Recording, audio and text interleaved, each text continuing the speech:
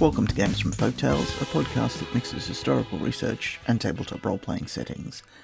I'm your host, Timothy Ferguson. This week, Allingham and the Fear of Little Men. I was first taught this poem in primary school. It was in the standard English textbook to explain what adjectives were. I thought I knew it, but it turns out I only knew the first and last verses.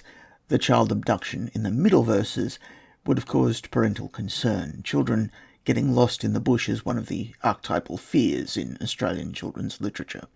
These creatures are small trooping fae and can be designed using the statistics on pages 96 to 97 of Realms of Power Fairy.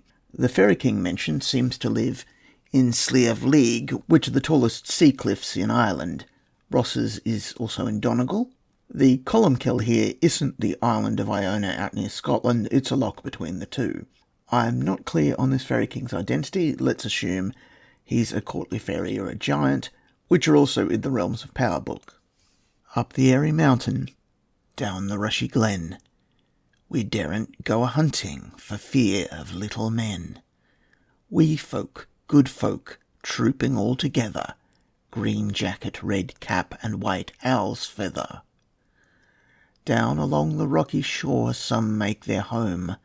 They live on crispy pancakes of yellow tide foam.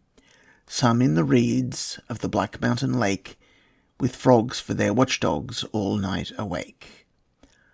High on the hilltop the old king sits. He is now so old and grey he's nigh lost his wits. With a bridge of white mist Columkill he crosses, on his stately journeys from Slieve League to Ross's, or going up with music on cold starry nights, to sup with the queen of the gay northern lights. They stole little Bridget for 7 years long. When she came back down again, her friends were all gone. They took her lightly back between the night and morrow. They thought that she was fast asleep, but she was dead with sorrow. They have kept her ever since deep within the lake, on a bed of flag leaves, watching till she wake.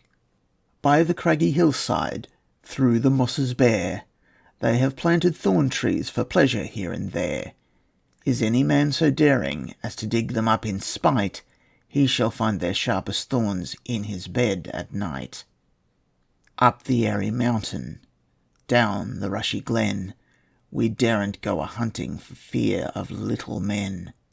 Wee folk, good folk, trooping all together, green jacket, red cap, and white owl's feather. Your saga may vary.